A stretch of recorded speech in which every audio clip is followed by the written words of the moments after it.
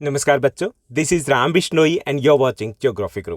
जैसा कि आप अपनी स्क्रीन के ऊपर देख पा रहे हैं, आज हम पढ़ने और समझने वाले हैं क्लास 8 एसएसटी सामाजिक विज्ञान की वर्कशीट नंबर 5 यानी कार्यपत्रक संख्या 5। आज की हमारी वर्कशीट रहेगी 19 अप्रैल 2021 की वर्कशीट, और इस वर्कशीट में हम ज्योग्राफी यानी कि भूगोल का पहला पार्ट संसाधन है वो पढ़ना जारी रखेंगे। बात करेंगे नवीकरणीय संसाधन की और बात करेंगे हम प्राकृतिक संसाधनों के संरक्षण की। यानी हमें समझना नवीकरणीय संसाधन क्या होते हैं, हमें समझना ये संरक्षण क्या होता है और ये संरक्षण कैसे किया जा सकता है। तो चलिए शुरुआत करते हैं हम आज की इस वर्कशीट की। हम पहले समझ चुके हैं कि संसाधन क्या होते हैं। संसाधन मतलब कोई भी वस्तु जो हमारी आवश्यकता को पूरा कर सकती है, कोई भी वस्तु जो हमारे काम आ सकती है उसे हम संसाधन कहेंगे। हम छोटा सा एग्जांपल आपके स्कूल बैग का ले सकते हैं। आपके स्कूल बैग में जो कुछ भी है वो सभी संसाधन है। स्कूल बैग भी संसाधन है, आपकी नोटबुक, आपकी बुक्स, पेन, पेंसिल, सब काम की वस्तु है ना, वो सभी संसाधन है। यानी कोई भी वस्तु जो हमारे काम आ सकती है उसे हम संसाधन कहेंगे। अब बात करते हैं संसाधनों का संरक्षण हमारे लिए क्यों जरूरी है। संसाधनों का संरक्षण, संरक्षण का अर्थ होता है बचत करना, किसी वस्तु को सोच समझ के प्रयोग में लाना। जैसे जल संरक्षण की बात करते हैं हम, तो जल संरक्षण का अर्थ क्या है कि जल की बचत करना, उसको बर्बाद ना करना। तो ऐसे ही संसाधनों के संरक्षण का अर्थ है कि संसाधनों का सोच समझकर प्रयोग करना, उसे उनको बर्बाद न होने देना। जो संसाधन संरक्षण क्यों जरूरी है, इसके कई सारे कारण हैं कि हमारे यहाँ पे जितने भी संसाधन हैं उसको हम दो भागों में बांट सकते हैं। एक तो होते हैं नवीकरणीय और दूसरे हैं अनवीकरणीय। नवीकरणीय संसाधन कौन से होते हैं? वो संसाधन जिनको हम बार बार प्रयोग में ला सकते हैं, जिनको हम बार बार प्रयोग में ला सकते हैं, जिनका पुनः उत्पादन संभव है। जैसे सौर ऊर्जा है, सूर्य निकलते हैं, सौर ऊर्जा हमने प्रयोग में ला ली। अगर ले ली हमने सौर ऊर्जा को प्रयोग में लाया तो क्या होगा? कल सूर्य की लाइट डिम हो जाएगी, ऐसा होगा? बिल्कुल नहीं होगा, क्योंकि सूर्य को, सन को कल भी निकलना है और उतनी ही तेजी से निकलना है। तो सौर ऊर्जा क्या है? इस ऊर्जा को हम बार बार प्रयोग में ला सकते हैं। तो ये नवीकरणीय संसाधन, यानी कि इसको बार बार प्रयोग में लाया जा सकता है, इसका पुनः उत्पादन संभव है। ऐसे ही पेड़ पौधे, पेड़ पौधों को हम उपयोग में ला सकते हैं लेकिन दोबारा भी लगाया जा सकता है ना। लगाते नहीं वो अलग बात है, लेकिन लगाया जा सकता है। जल एक बार प्रयोग में लेके आए हम, कहाँ जाएगा? पृथ्वी के ऊपर ही रहना है। प्रदूषण हो सकता है, जल प्रदूषण इधर से उधर हो सकता है, लेकिन रहेगा पृथ्वी के ऊपर। तो ये सभी संसाधन नवीकरणीय संसाधन है। दूसरे होते हैं अनवीकरणीय संसाधन। अनवीकरणीय संसाधन वो संसाधन होते हैं जिनका केवल एक ही बार प्रयोग किया जा सकता है और उनका पुनः उत्पादन आसानी से नहीं किया जा सकता, उनको बनने में लाखों साल लग जाते हैं। जैसे कि पेट्रोलियम यानी कि पेट्रोल और डीजल, कोयला। अब कोयले को जलाए, उसकी राख बन गई, उसके बाद हम आबड़ा कड़ाबड़ा कितनी बार बोलें, क्या दोबारा से वो कोयला बन जाएगा? नहीं बनने वाला। कोयले बनने में लाखों साल दोबारा लग जाएंगे। तो अनवीकरणीय संसाधन है। जितने भी खनिज होते हैं वो सभी अनवीकरणीय संसाधन है, क्योंकि उनको केवल एक बार प्रयोग किया, उसके बाद समाप्त हो गए। ओके, तो समझ में आया ना कि नवीकरणीय कौन से होते हैं और अनवीकरणीय संसाधन कौन से होते हैं। तो हम नवीकरणीय और अनवीकरणीय, इसको अनवीनीकरणीय भी कह सकते हो, इन संसाधनों के संरक्षण की बात करेंगे। नवीकरणीय संसाधन वे संसाधन, दोबारा से देखिए, जिनको पुनः नवीकृत किया जा सकता है या फिर पुनः उत्पादन किया जा सकता है, जिनको बार बार उपयोग में ला सकते हैं, वो नवीकरणीय संसाधन। लेकिन फिर भी इसका मतलब ये नहीं कि जिनको बार बार उपयोग में ला सकते हैं उनके संरक्षण की आवश्यकता नहीं। चाहे वो नवीकरणीय है चाहे वो अनवीकरणीय संसाधन है, संरक्षण दोनों का करना पड़ेगा। पेड़ दोबारा लगाए जा सकते हैं, लेकिन लगाए नहीं तो क्या होगा? खत्म। जल संरक्षण नहीं करेंगे तो जल प्रदूषण बढ़ जाएगा, तो जल की कमी हो जाएगी ना, हमारे यहाँ तो नहीं रहेगा। तो इनका भी संरक्षण करना उतना ही जरूरी है जितना कि अनवीकरणीय संसाधनों का संरक्षण करना, उनकी बचत करना। जैसे कुछ नवीकरणीय संसाधन, जल, मिट्टी, वायु, वन का लापरवाही से उपयोग उनके भंडार को प्रभावित कर सकता है। जल की कमी और प्राकृतिक जल स्रोतों का सूखना आज विश्व के बहुत से भागों में एक बड़ी समस्या बन गया है। यानी कि जल तो यही है पृथ्वी के ऊपर, लेकिन जल के स्रोत सूख गए हैं। और ऐसा कहा भी जा रहा है कि तीसरा विश्व युद्ध जब भी होगा, थर्ड वर्ल्ड वॉर, वो होगा थर्ड वर्ल्ड वॉर किसके लिए होगा? वो होगा पानी के लिए। तो इसलिए इन संसाधनों का संरक्षण भी उतना ही जरूरी है। उसी प्रकार भूमि की खुदाई और जंगलों की लगातार कटाई से प्राकृतिक आपदाएं वो बार बार आ रही है, बाढ़ बार बार आ रहा है। कई बार बारिश बहुत ज़्यादा होती है, कई बार बारिश होती नहीं, तो सूखे जैसी समस्या आ रही है। तो ये सब कुछ किसके कारण हो रहा है? कि हम अंधाधुंध इनका प्रयोग किए जा रहे हैं। इनका संरक्षण करना आवश्यक है, चाहे वो नवीकरणीय संसाधन है चाहे वो अनवीकरणीय संसाधन है। तो अब तक हमने क्या समझा? संसाधन किसे कहते हैं, संसाधनों का संरक्षण किसे कहते हैं, नवीकरणीय संसाधन क्या है और अनवीकरणीय संसाधन क्या है। इतना समझ में आ गया ना। चलिए हम आगे एक एक्सरसाइज करने वाले हैं, थोड़ा समझेंगे। उससे पहले हमें 2 क्वेश्चन दिए गए कि अगर धरती पर पीने योग्य जल कम हो जाए तो इसका आपके जीवन पर क्या प्रभाव पड़ेगा। ये भी आपको अपनी वर्कशीट में करना है, यानी कि जिस नोटबुक में आप वर्कशीट करें वहाँ पर आपको लिखना है। तो इसके आंसर मैं आपको नीचे सॉल्यूशन में देने वाला हूँ।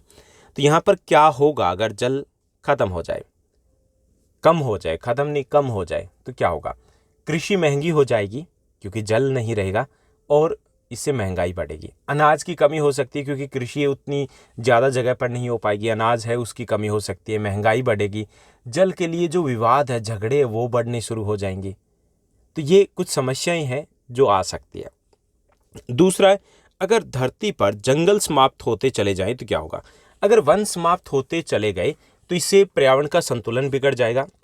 हमारा खुद का जीवन है वो, उसका अस्तित्व भी गड़बड़ा जाएगा। कि जरूरी नहीं कि पेड़ पौधे अगर नहीं रहेंगे तो जो कार्बन चक्र है, ऑक्सीजन चक्र है, नाइट्रोजन चक्र है, वो सारे गड़बड़ा जाएंगे। हमारा जीवन है उसके लिए खतरा पैदा हो जाएगा। वन्य जीवों का विनाश हो जाए क्योंकि उनके घर तो वन ही होते हैं ना। तो ये प्रभाव पड़ेंगे। तो आपको यहाँ से सिर्फ थोड़ा सा समझना था क्योंकि इनके सॉल्यूशन में नीचे रिटर्न में देने वाला हूँ, तो वहाँ से आप आसानी से लिख पाओगे। अब हमें आगे दिया गया कि हम जल संरक्षण में या फिर भूमि या मिट्टी के संरक्षण में क्या योगदान दे सकते हैं। तो यहाँ पे एक तालिका हमें दी गई है, टेबल हमें दी गई है, उसी टेबल के बेस पे हमें करना है। तो जल संरक्षण के लिए कैसे किया जा सकता है, जैसे पीने के पानी को गाड़ी धोने या सड़क धोने के काम में न ला करके, दैनिक काम जैसे नहाने, कपड़े धोने के समय पानी बेकार नहीं करना चाहिए। 3 और उपाय आपको लिखने हैं यहाँ पे। और कौन से उपाय हो सकते हैं, जैसे ब्रश करते हुए हमें नल को खुला नहीं छोड़ना चाहिए। घर में कहीं पर भी नल की अगर लीकेज है उसे तुरंत ठीक करना चाहिए। वर्षा जल का हम संग्रहण कर सकते हैं। वर्षा जल, वर्षा का पानी है, उसको हम स्टोर कर सकते हैं। आसानी से लिख दोगे, बहुत सारे लिख दोगे, तो ये आपको लिखना है। दूसरा, भूमि या मृदा संरक्षण कैसे किया जा सकता है कि उपजाऊ भूमि को कृषि कार्य के लिए प्रयोग किया जाए। बंजर या कम उपजाऊ भूमि है उसको मकान बनाने के प्रयोग में लेके आए, यानी कि जिस पे खेती नहीं हो सकती उसको हम अन्य कामों में लेके आएँ, और जो उपजाऊ जमीन है उस पर हम खेती करें। प्लास्टिक का उपयोग ना करें, बहुत अधिक कीटनाशकों का प्रयोग ना करें, बहुत अधिक रासायनिक खादों का प्रयोग ना करें, अति सिंचाई ना करें। बस हो गया, आसानी से कर दोगे। उसके बाद है कीटनाशक, समझते हो ना। कीटनाशक मतलब जो पेस्टिसाइड्स होती है, जो कीटनाशक होते हैं कीड़ों को मारने के लिए, तो उनका ज़्यादा प्रयोग किया जाता है तो इससे ज़मीन खराब हो जाती है। उसके बाद है वायु का संरक्षण, यानी कि जैसे वायु प्रदूषण की समस्या दिल्ली वालों के लिए एक बड़ी समस्या है, तो इसके लिए क्या किया जा सकता है। तो प्लास्टिक या पत्तों का किसी प्रकार के दूसरे पदार्थों, किसी प्रकार के पदार्थों को न जलाना है, चाहे कोई भी पदार्थ हो, जलाना नहीं चाहिए। पौधों को लगाना चाहिए और पत्तियों को न तोड़ना चाहिए। इसके साथ साथ क्या किया जा सकता है कि हम कारखानों में आधुनिक मशीनों का प्रयोग कर सकते हैं। कारखाने हैं वो शहर से बाहर होने चाहिए, और जहाँ पर कारखाने हैं वहाँ या फिर सड़कों के किनारे पेड़ों की पट्टियाँ लगाई जानी चाहिए। तो इससे वायु प्रदूषण को रोका जा सकता है। उसके बाद वनों का संरक्षण करने के लिए क्या किया जा सकता है। कागज़ को न फाड़ा जाए तो पेड़ों की कटाई नहीं होगी, क्योंकि कागज़ पेड़ से बनते हैं। तो कागज़ है उसका हमें उपयोग तो करना पड़ेगा, लेकिन कम से कम उपयोग किया जाए। किसी के जन्मदिन आदि पर जो इस प्रकार के प्रोग्राम होते हैं, हम गिफ्ट में पेड़ पौधे दे सकते हैं। हम खुद अपने किसी विशेष अवसर पर पेड़ लगाएं। हम पेड़ों के, वनों के संरक्षण के लिए ये भी किया जा सकता है कि हम स्कूल इत्यादि में भी इस प्रकार की गतिविधि में भाग लें। इसके साथ साथ सरकार है वो कड़ाई से कुछ नियम बनाए जिसमें पेड़ों की कटाई पर रोक लगाई जाए। तो ये कुछ उपाय हो सकते हैं जिससे कि वनों का संरक्षण किया जा सकता है। ओके, तो कुछ हल्के से हैं, हल्के फुल्के से हैं। अगर आपने 2 लिख दिए तो भी चलेगा, 1 लिख दिया तो भी चलेगा, और 4 लिख दिए तो भी चलेगा। अब हम आगे बढ़ते हैं और बात करेंगे हमारी एक्सरसाइज की। तो इसमें 4 प्रश्न दिए गए। उससे पहले आओ पता लगाएं, उसमें भी हमें 2 प्रश्न दिए गए थे ऊपर, तो उनको भी मैं सॉल्व करने वाला हूं यहाँ पर, ताकि आपको प्रॉब्लम्स ना आए। पहला जो हमारा प्रश्न बनता है आओ पता लगाएं में, कि अगर धरती पर पीने योग्य जल कम हो जाए तो इसका आपके जीवन पर क्या प्रभाव होगा। तो पहला, पानी को लेकर विवाद यानी कि झगड़े बढ़ेंगे। दूसरा, अनाज की कमी हो जाएगी क्योंकि जब जल ही नहीं रहेगा तो कृषि करना मुश्किल हो जाएगा। तीसरा, क्योंकि जल है वो अपेक्षाकृत महंगा होगा। अपेक्षाकृत ट्यूबवेल वगैरह है तो बिजली के बिल वगैरह हो सकता है वो भी महंगे हो जाए, तो इससे क्या होगा, कृषि महंगी होगी, इससे महंगाई बढ़ेगी। और जल प्रदूषण यानी कि जल, जो प्रदूषित जल है वो हमें पीना पड़ेगा। इससे जल जनित बीमारियां वो भी बढ़ने का खतरा बढ़ जाएगा। तो ये सब कुछ होगा अगर पीने का पानी कम हो गया तो। उसके बाद बात करते हैं दूसरे प्रश्न की, जो आओ पता लगाए में दिया गया। यहाँ पर दिया गया, अगर धरती पर जंगल समाप्त होते चले जाएं तो क्या होगा। अगर धरती पर जंगल समाप्त हो गए तो पर्यावरण संतुलन बिगड़ जाएगा। दूसरा, वन्य जीवों का जीवन संकट में पड़ जाएगा क्योंकि पेड़, जो वन है, वो उनके घर होते हैं। तीसरा, मानव अस्तित्व के लिए खतरा पैदा हो जाए क्योंकि अगर पेड़ नहीं रहेंगे तो ऑक्सीजन चक्र है उसका क्या होगा, कार्बन चक्र का क्या होगा। इसका मतलब हमारे लिए जीना भी मुश्किल हो जाएगा, शायद असंभव हो जाएगा। अब हम सेकंड सेगमेंट की बात करते हैं और जो 4 आसान से प्रश्न दिए गए हैं उनको भी देख लेते हैं। पहला जो प्रश्न दिया गया, जो इस वर्कशीट का सबसे इंपॉर्टेंट क्वेश्चन है, नवीकरणीय संसाधन किन्हें कहते हैं।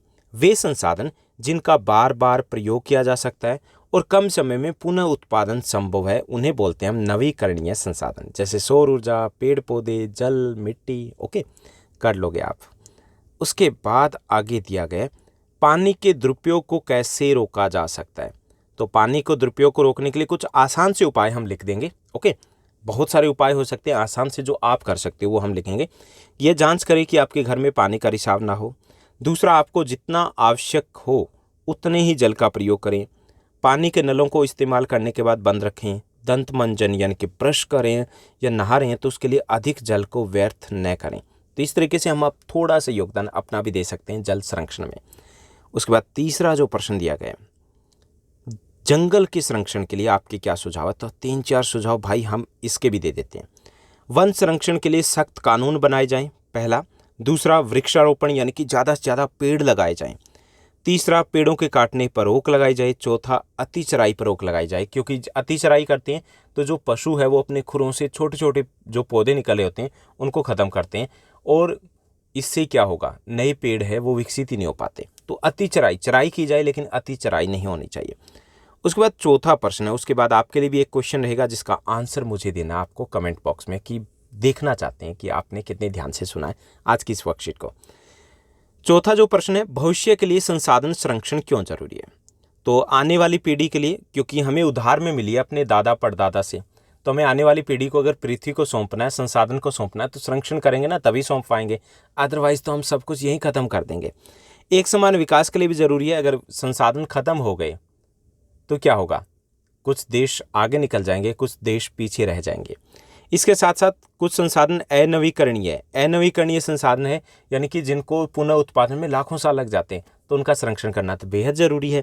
इसके साथ साथ कुछ संसाधन महंगे हैं और सीमित मात्रा में है, उनका संरक्षण करना भी बेहद ज़रूरी है। तो ये कुछ कारण है जिसके लिए हमें संसाधनों का संरक्षण करना चाहिए।